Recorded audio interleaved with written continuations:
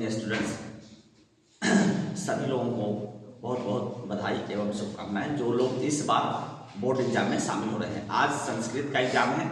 हर दिन की भांति आज हम आप लोगों को जो है यह वीडियो बना रहे हैं निर्देशित करने के लिए कि आपको कौन सा प्रश्न पूछा जाएगा और नहीं पूछा जाएगा, हर दिन बताते हैं।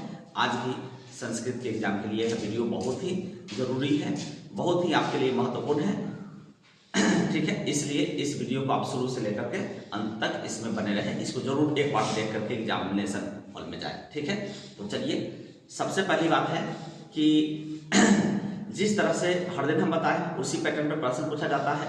और कल मैथ का एग्जाम था तो यह बताने में बहुत अब खुशी होती है कि इस बार भी लगातार 11 वर्षों से हमारा क्वेश्चन टकरा रहा था। इस बार भी 100% अंक भी वही जो हम गेस दिए थे उसी गेस के अंदर से पूछा गया, दोनों शिफ्ट में सवाल, ठीक है।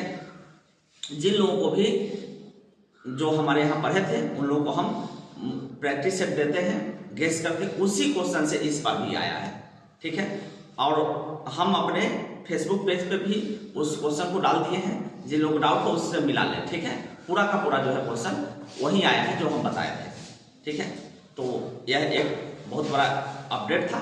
उसके बाद आज संस्कृत का एग्जाम है, तो संस्कृत में क्या पढ़ना है नहीं पढ़ना है, बच्चों को यही हेजिटेशन रहता है कि एग्जाम में जाए तो हम 20 प्रश्नों को पहले लिखें, ठीक है। तो देखिए, हम सबसे पहले बता दें आपको कि यहाँ जो 100 नंबर का एग्जाम होता है इसमें से 50 तो वस्तुनिष्ठ बहुविकल्पीय पूछा जाता है और 50 जो है लघुत्तरीय दीर्घोत्तरीय मिला करके रहता है। तो इसका पैटर्न क्या होता है, तो सबसे पहले वस्तुनिष्ठ में माने बहुविकल्पीय में आपको करना क्या है, पहले 1 घंटा में इसको बना लेना है। सबसे पहले तो 15 मिनट आपको देखने के लिए मिलता है, तो उसको बढ़िया से आप क्या करें, पढ़ ले। पढ़ने के बाद क्वेश्चन समझ ले कि कोई किन प्रश्नों का प्रश्न जवाब आपको पहले देना है, ठीक है।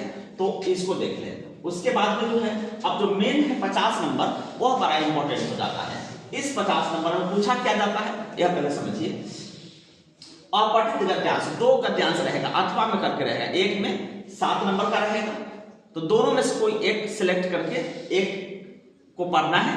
अब पढ़ने के बाद कैसे पढ़ना है, तो पहले प्रश्नों को पढ़ लीजिएगा, उससे संबंधित जो प्रश्न नीचे पहले प्रश्न को समझ लीजिए, उसके बाद गद्यांश को पढ़िए, ऐसे समय का बचत होगा आपको, ठीक है। तो पहले प्रश्न को पढ़े और उसका गद्यांश पढ़ते जाएंगे, आंसर निकलते जाएगा, छाटते जाएंगे, लिखते जाएंगे। 7 नंबर दूसरा में रहेगा, फिर अथवा करके 2 को, उसमें से 6 नंबर का रहेगा, तो उन प्रश्नों को भी पहले पढ़िए, तब गद्यांश को पढ़ के उसका जवाब दीजिए। तो 713 नंबर आपका हो गया अपठित गद्यांश से। उसके बाद आपको एक निबंध पूछा जाएगा 7 नंबर में, तो यह भी हम गेस करा दिए हैं कौन सा निबंध पढ़ना है। तो जैसे आपको अस्माकम विद्यालय, मम विद्यालय,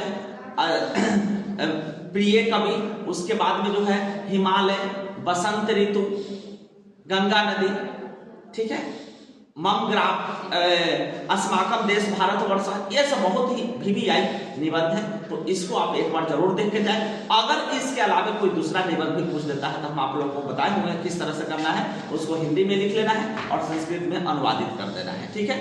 कोई भी पूछेगा आप छोड़िएगा मत। तो इसके बाद में आप इसको लिखिए। उसके बाद में पत्र लेखन 4, 4, 8 नंबर का पूछेगा, 2 पत्र पूछेगा, 4 पूछेगा, जिसमें से 2 का जवाब देना है, ठीक है। तो घर से अगर आप लोग देखे हैं, तैयारी किए तो बहुत अच्छा, अगर नहीं किए हैं किसी कारण से तो जरूर एक बार पत्र लिखना सीख लें। और पत्र में भी हेडिंग जिस तरह से बनाया जाता है उसको जरूर देख लें। अब बीच में मैटर कुछ भी पूछेगा आप उसको हिंदी में लिखें, फिर संस्कृत में अनुवाद करें, ठीक है। उसके बाद अनुवाद पूछेगा 6 नंबर, और उसके बाद प्रश्न उत्तर जो किताब का है हिंदी में पूछाया जाएगा 16 को में से 8 को सिलेक्ट करना है, किसी भी 8 का जवाब आप दे सकते हैं, 8 को 16 नंबर। तो आप बनाएंगे ऐसे, सबसे पहले आप बताते हैं इस 50 में से कौन सवाल पहले बनाए। तो सबसे पहले आप गद्यांश बनाएंगे, ठीक है, गद्यांश बनाएंगे 13 मार्क्स का। उसके बाद में आप कौन बनाएंगे, ई छोड़िए, ई छोड़िए, ई छोड़िए। सबसे पहले आप ही प्रश्न उत्तर लिखेंगे, क्योंकि 13 नंबर के बाद 16 नंबर यहाँ आपको मिल जाएगा, ठीक है।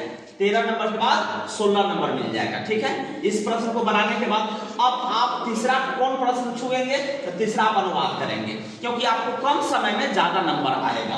पहला इसको बनाना है, 2 नंबर पे आपको प्रश्न उत्तर लिखना है, 3 नंबर पे आपको अनुवाद बनाना है, तब चौथा नंबर पर क्या करिएगा, तो पत्र लिखिएगा और लास्ट में आप निबंध लिखिएगा, क्योंकि हो सकता है निबंध अगर नहीं टकराया तो आपको इसका अनुवाद करना पड़ेगा, ठीक है। तो सब लोगों को अगर समझ में आया तो यह वीडियो जरूर एक बार देख कर जाए। थैंक यू, धन्यवाद।